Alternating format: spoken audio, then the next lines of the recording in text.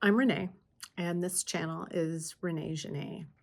I'm an American who moved to France in the summer of 2024 after having had this lifelong dream since I was a child to live here.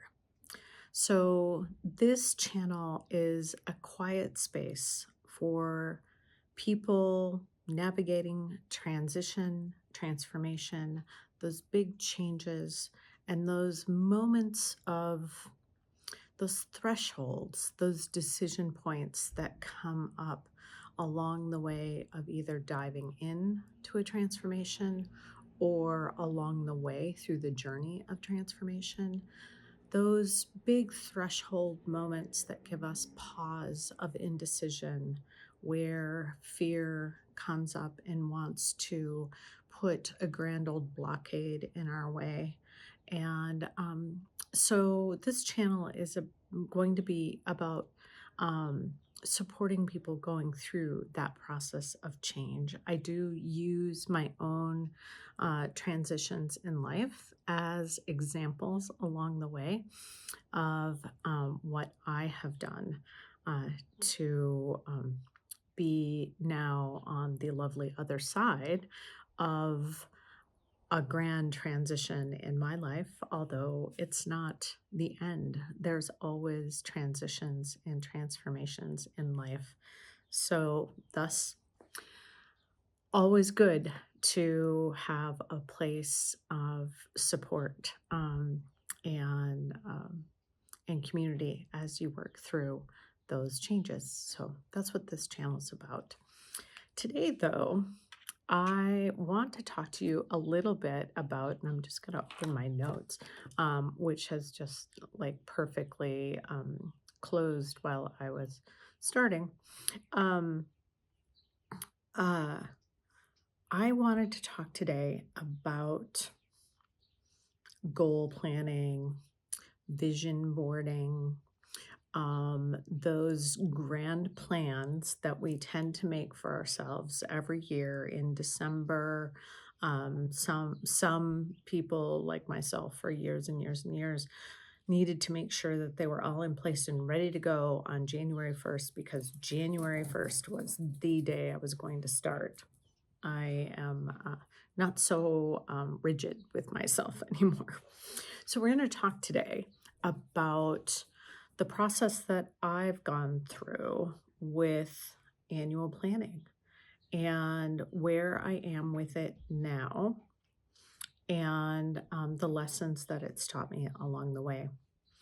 And I want to start out by telling you a little bit that I, I plan for a living. I've planned for huge corporations for a couple of decades now plus. So dealing with planning, helping people through transitions is what I do for a living. And in my own planning, like I'm one of those people who just loves to plan, but there are also aspects of me that never want to be locked into a plan. Um, it's part of my personality. I think it's part of, to introduce a little bit of woo woo here, it's part of my astrology, it's part of my kind of makeup, it shows up in my numerology, it shows up in my human design, like all of those threads of research that I've done, just getting to know myself better. All of it has given me more and more permission to not be so rigid on my plans and particularly my personal plans and allow them to change. And obviously, for my corporate clients, your a plan is only good on the day you make it, and then you're going to learn something the next day that will change that plan, and you're always adjusting the plan. And so I needed to take that lesson into my own personal plan and stop being so rigid with myself. So in 2021, I signed up for a course called Lifebook. I'm sure that there are people here who will watch this and go, "Oh, I took Lifebook." It's a great framework, particularly for developing the vision for your life, for knowing your why. Like, why do you want some of the dreams that you want?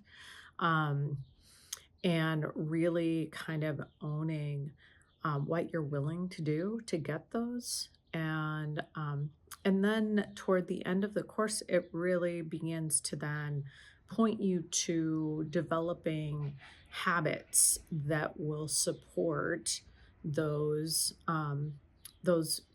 dreams and goals and visions. And it breaks things down. So there's a focus area of your life every single month. January is health and fitness month. Probably no surprise there, since everybody kind of seems to start with health and fitness goals after the first of the year, after all those sweet things being around for the holidays. And so I finished Lifebook for the first time in 2021, and I dove in with my plan. I had a little accountability group of some people that I had met, and we met every couple of weeks and checked in on each other's goals, how we were doing, and I remember a few months in, and I'm like, I just said in the group, when do I get to live? Like every single day, I'm just focused on this giant to-do list that I have. And I did notice that when we did reviews of the things that people were working on, like people would come in with, 2 or 3 things that they were working on. And I would have this list of like 12 things I wanted to get done that month. And, and I would work extra hard until everything was done. Type A personality here. And after a while, I was like, between things supporting the things I was doing, I was taking other classes to just my own self-development. I was taking other self-development courses, and it just, I'm like, when do I actually get to live? Because I was looking at my calendar and it was awfully full of all of this stuff. And by the end of that year, I was exhausted by it. I was like, I do not want to do this again. So going into 2022, I planned less. End of 2022 comes, and every December I do a review of my plan for the year. How did I do? And I kind of take those lessons learned and bring it into my next year's plan. And, so I planned less. I get to the end of 2022, still exhausted, accomplished a lot, but exhausted by the entire process. And I'm it's just like, there has to be a better way. Planned less things going into 2023. Get to the end of 2023. Plan less things again because I am still exhausted by this process. Plan less things going into 2024. And as most of you know who have watched some of my other videos, you know that in March of 2024, I made the decision to move to France. And with that decision, I did not look at my plan the rest of that year. I kind of developed a new plan because I had to focus on the things that I needed to do to make the move. And I made the decision in March. I moved in August, and then immediately had to create my company and get to work on all of the things that had to be done to establish a life here and be ready that following kind of June when I would apply for my multi-year renewal. I had lots of criteria that I had to meet in order to make that renewal possible. So come the end of 2024, in December, I had been to the States for a few weeks to visit my kids and had done a vacation, and I flew back to France on Christmas Day. And on Christmas evening, when I got back to my village house in the Dordogne area of France, and I decided that I was going to pull out my 2024 plan and see how far off, like, was there anything on it that I actually had done? And thing that surprised me the most was that without ever checking on it throughout the year, I like abandoned it the day that I made the decision to move to France. Um, I had accomplished the vast majority of it, other than for the things that clearly, with the decision of the move, became less of a priority. So that it kind of surprised me. And I'm like, well, this stuff happens without so much like oversight. And it's all of that oversight that's I just feel so exhausted by. I think I need to change the structure of how I'm approaching this. So coming into 2025, I chose four focus areas um, that I they were things that I wanted to direct energy towards. I wanted to direct some of my energy towards each of these. Obviously, French being one of them, finding my like my place to live in France, because at that time I was exploring different areas. So finding my place, achieving my multi-year renewal was one of them. Um, what was the other one? Oh, my health. I tend to follow a pretty um, I eat a carnivore diet and exercise and weight train every week and try to be as healthy as I can be. And so I wanted some focused energy towards that always. And that was pretty much it. I didn't and nothing else. And so at the beginning of each month, I would just look at those four things and decided kind of how is that thing going to receive some energy and focus from me during the month. And I would plan those things out, but I would make that list and then not really look at it again. It wasn't like I was keeping it as a to-do list. It was more as a reminder if I needed to go and grab it to remind myself, but it wasn't something that I was putting in front of my face every day. And for those of you who have watched my video of um, 1 year of being in France, you will hear the list of things that I accomplished in that 1 year. And it was ridiculously long. And so, even with this looser planning process, this looser approach to goals and objectives, I actually probably accomplished more than I had ever done before. And the thing that I noticed about it and found interesting is that I felt like I was adopting an approach to something that was geared toward my feminine nature. So I think in the feminine, I have found, let me put it that way, I have found that when I approach something from the feminine, I'm approaching from this space of just being with something first, kind of receiving the information that's around me, and then responding from being really clear about how I feel about that thing. And so being receiving and feeling as as a feminine process, and without doing it intentionally, I felt like I was seeing the dots, how I was bringing that process of being, receiving, and feeling into my approach to doing my goals and to doing my plan.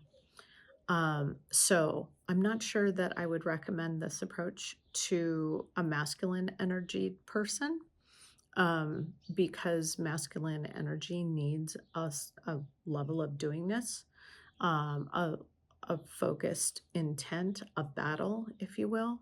The masculine is happy to show up in that way. It's where it's kind of its energy gets multiplied in that way. And so, but for the feminine, we find that kind of situation very exhausting. And that's exactly what my experience of my planning was. So, in changing my approach, so coming into 2026, every year I have a theme for the year. My theme for 2026 is powerful. For me, that means that I am staying in a place of being, of approaching everything in my life from a place of being in my own power, never being a victim of something, um, staying in my own power throughout the year. So it is the year of being powerful for me. And I have 5 focus areas this year. Very similar approach that I'm making. They are loose in their definition. I inherently know how I feel about each one of them and what I want those um, those focus areas to feel like for me at the end of the year. Um, so, obviously, I can feel something about my health. As an example, I might feel a certain way about something right now and want to change something. It will take action to change something, and energy and intent to change that thing. Um, but I'm not going to hold myself to a daily, you must work out 6 days a week and you must do this, this, or this. Um, I have my framework for my health, the number of times a week that I like to strength train, the number of times a week I like to do some kind of cardio, um, the what I know is best for me to eat, what way. And I just simply have on my daily journal where I'll just, kind of mention, oh, today Paolo and I went for a half an hour walk around the village, and that will count towards my physical focus. Or I might strength train for an hour that particular day. And so I'm bringing awareness to my focus area, but I don't have this um, to do list hanging over me each day. So, this is my approach to planning. I would say that it is an approach for the feminine for planning, because one thing with my shamanic background, I always want to make sure that anything I'm recommending is aligned. Um, this approach is likely not aligned for a masculine energied person. That has nothing to do with biology and sexuality, it has to do with energy.